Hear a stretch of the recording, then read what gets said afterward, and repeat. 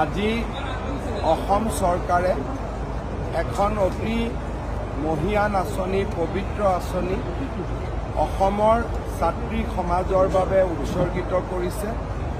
নিযুত মইনা আঁচনিৰ জৰিয়তে 1,59,000 গৰাকী ছাত্ৰীয়ে মাহিলী বৃত্তি পাবলৈ সক্ষম হ'ব।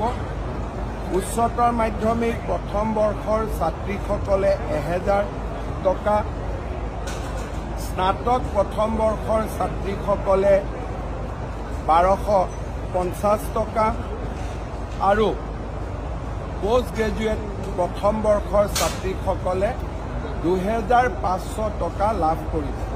প্ৰতি মাহৰ 11 তাৰিখে বেংক একাউণ্টত এই পুঁজি হস্তান্তৰিত কৰা হ'ব। এই আঁচনিখন নিযুত মইনা আঁচনি এইকাৰণেই ৰখা হৈছে যে অহা 3টা বছৰত এই আঁচনিৰ হিতাধিকাৰী 10 লাখ পাবগৈ আৰু 10 লাখ ছাত্ৰীক সামৰিব পৰাকৈ এই নিযুত মইনা আঁচনিখন প্ৰস্তুত কৰা হৈছে। সমগ্ৰ অসমতে আজি ছাত্ৰীসকলে বিভিন্ন সমষ্টিত পতা অনুষ্ঠানসমূহত উপস্থিত আছে। উৎসাহ আৰু উদ্দীপনা। মই ভাবোঁ এই আঁচনিখনে অসমত বাল্য বিবাহ ৰোধ কৰাৰ ক্ষেত্ৰত এক বিশেষ ভূমিকা পালন কৰিব। ড্ৰপ আউটৰ যি সমস্যা আছিলে সেই ড্ৰপ আউটৰ সমস্যা সমাধানত সহায় কৰিব আৰু অসমৰ আৰ্থিকভাৱে পিছপৰা দৰিদ্ৰ আৰু মধ্যবিত্ত পৰিয়ালৰ মেধা ছাত্ৰীসকলক শিক্ষাৰ জীৱনক আগুৱাই লৈ যোৱাত সহায় কৰিব। মই শিক্ষামন্ত্ৰী ৰণোজ পেগু আৰু শিক্ষা বিভাগক এনে এখন সুন্দৰ আঁচনি অসমৰ শিক্ষা জগতলৈ উপহাৰ দিয়াৰ বাবে ধন্যবাদ আৰু অভিনন্দন জনাইছোঁ।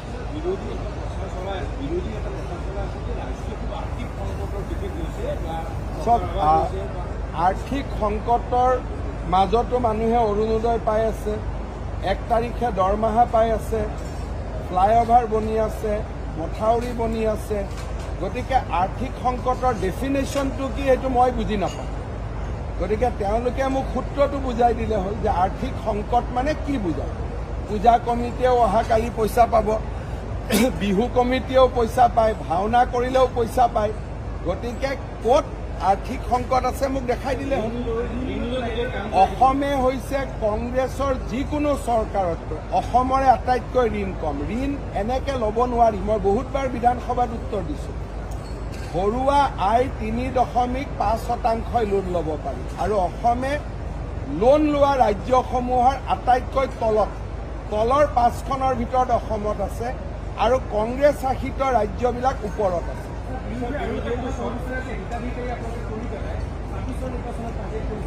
আপোনালোকে এই ছাত্ৰীসকলক যিমানেই হিতাধিকাৰী বুলি ক'ব সিমানেই মেডিয়াক বেয়া পাব।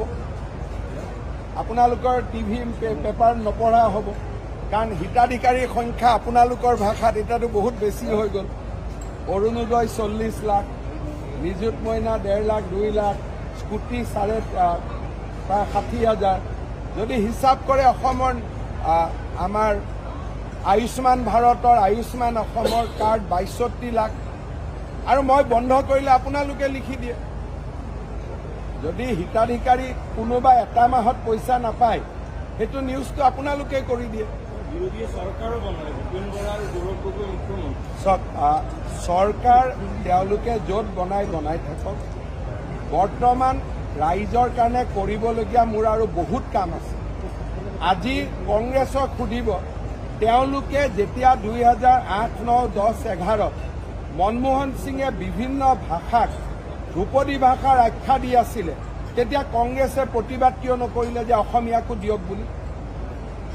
আজি কংগ্ৰেছৰ দিনত চৰাইদেউ মৈদাম কিয় বিশ্ব ঐতিহ্য ক্ষেত্ৰ নহ'ল। আজি কংগ্ৰেছৰ দিনত অসমত গামোচা বাহিৰৰ পৰা অহা কিয় বন্ধ নহ'ল।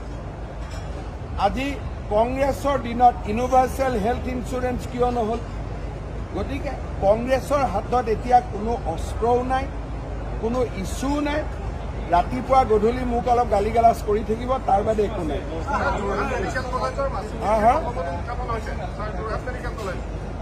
কোনটো ঘাইপথ?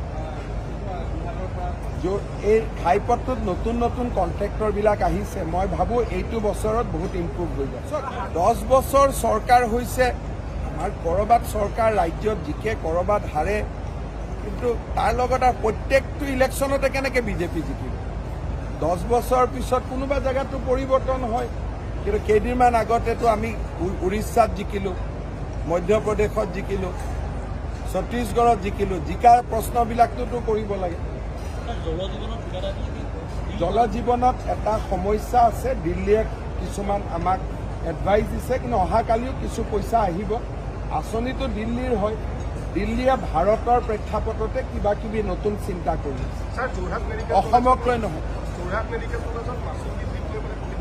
মই তেওঁলোকক হাক দিছোঁ যে ইমানকৈ মাচুল বৃদ্ধিৰ সিদ্ধান্তটো গভৰ্ণমেণ্টে নকৰে মেডিকেল কলেজে কৰে মই মেডিকেল কলেজক কৈছোঁ যে ইমান বৃদ্ধি নকৰিব মানুহে সৰ্বসাধাৰণ মানুহে দিব নোৱাৰিব তেওঁলোকৰ যুক্তিটো হ'ল যে কাৰ্ডতটো বিনা পইচাতে হৈ যায় দুখীয়া আৰু মধ্যবিত্ত মানুহখিনিয়ে গতিকে মাচুল বৃদ্ধিটো এটা নোচনেল কথা কাৰ্ডতে সকলো সুবিধা পায়েই তথাপিতো মই কৈছোঁ যে অপিডিত পেচেণ্ট থাকে যোনে কাৰ্ডৰ সুবিধা ল'ব নোৱাৰে গতিকে অলপমান আপোনালোকে ৰাইজৰ লগত আলোচনা কৰিহে মাচুলটো বৃদ্ধি কৰিব असम आज एक बड़ा प्रयास का शुरुआत किया है चाइल्ड मैरिज को रुकवाने के लिए हमारा ये प्रयास होगा जो भी बच्चा कॉलेज और यूनिवर्सिटी में पढ़ेगा खास करके हमारे जो गर्ल स्टूडेंट हैं उनको महीना एक स्कॉलरशिप मिलेगा 1000 रुपया करके और जो पोस्ट ग्रेजुएट पढ़ेगा गर्ल स्टूडेंट उनको 2500 रुपया मिलेगा हर महीना हमारा लक्ष्य यही है कि छात्री अपना दम पर पढ़े पिता माता का ऊपर आर्थिक रूप से डिपेंडेंट ना हो और ये होने से हम लोग का आकलन है कि असम में चाइल्ड मैरिज कम होते जाएगा चाइल्ड मैरिज रुकवाने के लिए आज हम लोगों ने ये निजुत मोइना आसनी नाम ये एक बड़ा स्कीम का शुरुआत किया हो करीबन 1.5 लाख से 2 लाख छात्री इससे उपकृत होगा